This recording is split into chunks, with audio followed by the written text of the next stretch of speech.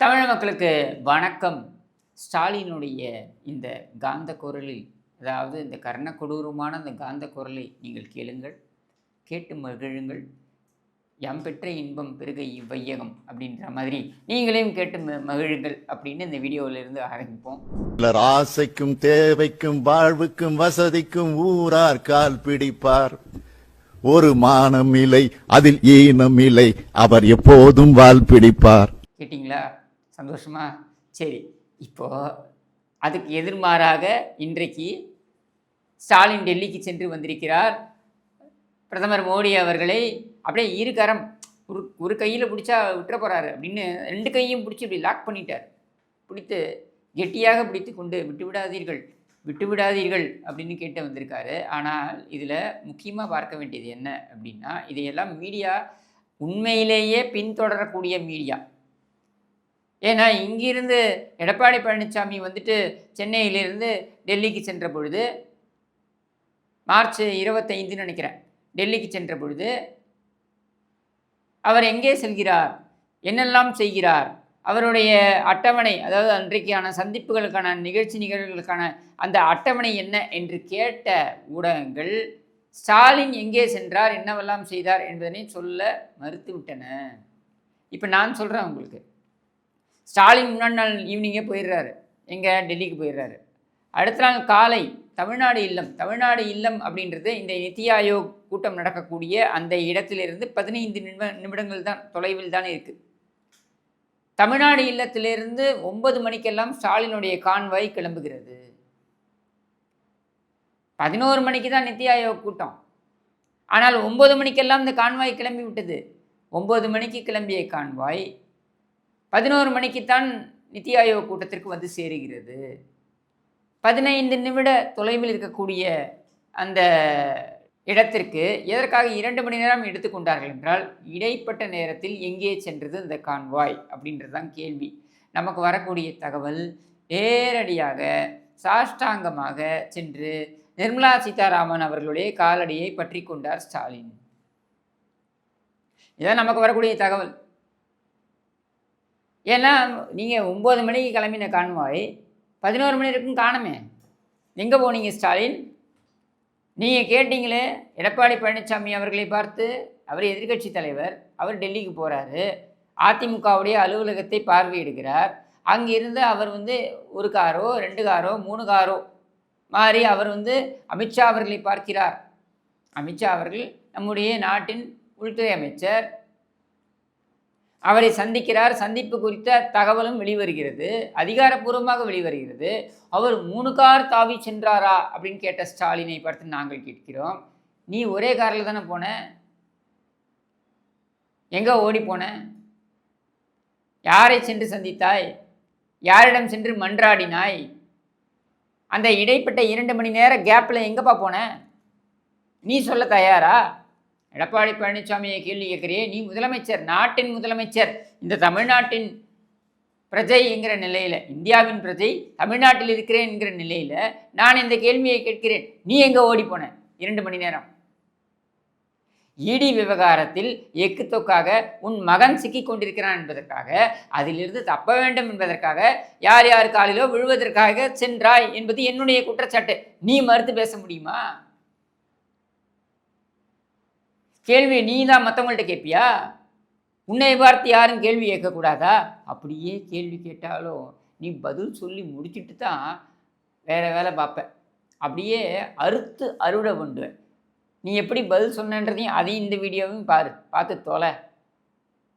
மக்களை சொல்கிறேன், நீங்களும் பார்த்து தொலைங்க. இந்த புண்ணியவானுக்கு ஓட்டு போட்ட அந்த பாவத்திற்கு இதையும் பார்த்து தொலைங்க.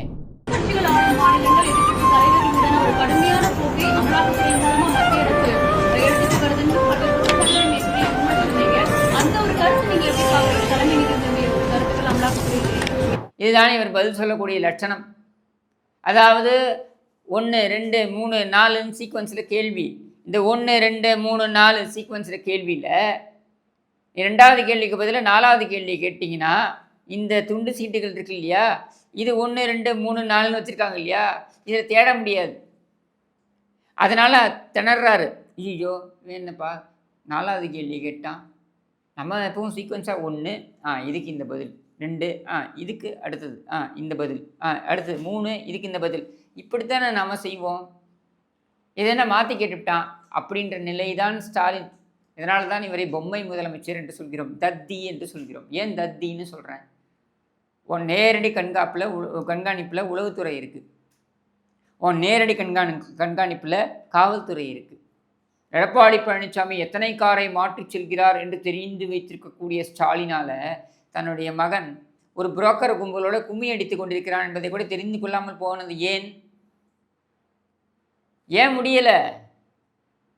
உனக்கு தான் தெரியுமே எடப்பாடி பழனிசாமி எந்த காரில் செல்கிறார், அந்த காருக்கு எவ்வளோ பெட்ரோல் போடுறாங்க அப்படின்ற வரைக்கும் தெரிந்து வைத்திருக்கக்கூடிய வல்லமை பெற்ற ஸ்டாலினால் தன்னுடைய உதவாக்கரை மகன் ஊதாரிகளுடன் சேர்ந்து கொண்டு கூத்தடித்து கொண்டிருக்கிறான்.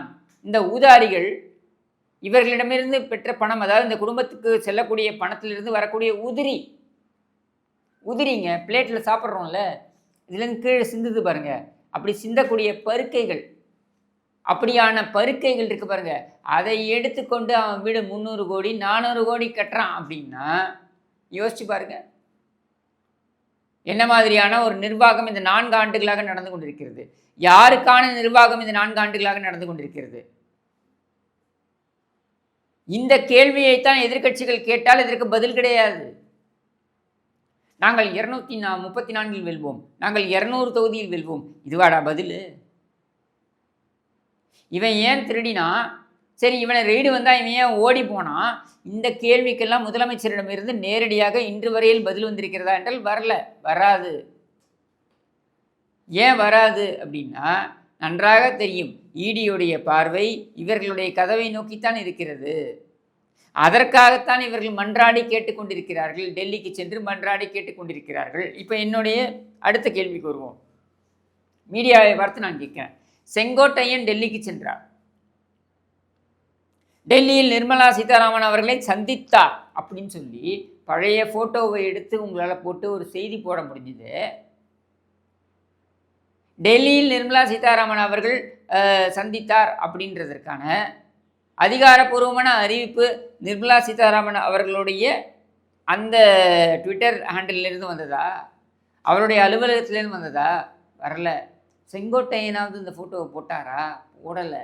ஆனால் செங்கோட்டையன் சந்தித்தார் அப்படின்னு செய்தி போட முடிந்த உங்களால் 9 மணியிலிருந்து 11 மணி வரைக்கும் முதலமைச்சர் காணவில்லை அப்படின்றதை ஏன் செய்தியாக்க முடியல? ஏன் விவாத பொருளாக்க முடியல? ஆக்க மாட்டார்கள். ஏனென்றால் இவர்கள் விலை போய்விட்டார்கள். இதை ஒரு புகாராக சொல்லி பிரயோஜனம் கிடையாது, இதை பற்றி புலம்பியும் பிரயோஜனம் கிடையாது. ஆனால் மக்கள் விழிப்புணர்வு பெற்றுக்கொள்ள வேண்டும்.